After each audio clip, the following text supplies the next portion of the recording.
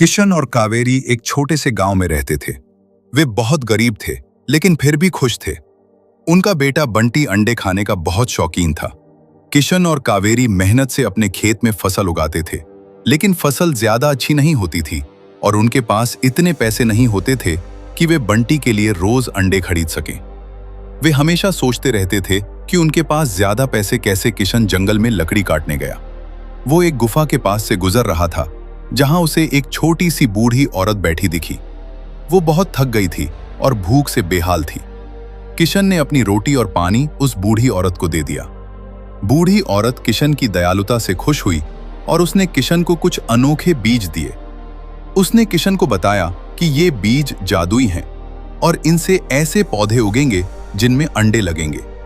किशन ने बूढ़ी औरत का धन्यवाद किया और घर लौट आया। उसने कावेरी को सब कुछ बताया और उन्होंने उन बीजों को अपने खेत में बो दिया। कुछ ही दिनों में खेत में बहुत सारे पौधे उगाए और उन पौधों में अंडे लगे हुए थे। किशन और कावेरी बहुत खुश हुए।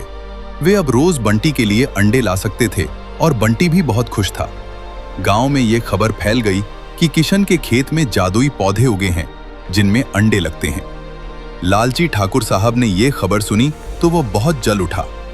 वो किशन के पास गया और उससे कहा कि वह यह खेत उसे दे दे। किशन ने मना कर दिया। ठाकुर साहब ने किशन को डराया धमकाया, लेकिन किशन नहीं माना। ठाकुर साहब ने रात को अपने आदमियों को किशन के खेत में भेजा ताकि वे जादुई पौधों को नष्ट कर सकें। लेकिन वे ऐसा नहीं कर पाए क्योंकि पौधों के चारों ओर एक जादुई कवच था। ठाकुर साहब बहुत गुस्सा हुआ। अगले दिन ठाकुर साहब ने गांव वालों को बुलाया और उनसे कहा कि किशन एक जादूगर है और वह गांव के लिए खतरा है। किशन ने गांव वालों को अपनी कहानी बताई, लेकिन किसी ने उसकी बात पर विश्वास नहीं किया। किशन और कावेरी बहुत दुखी हुए। अचानक एक अजीब बात हुई।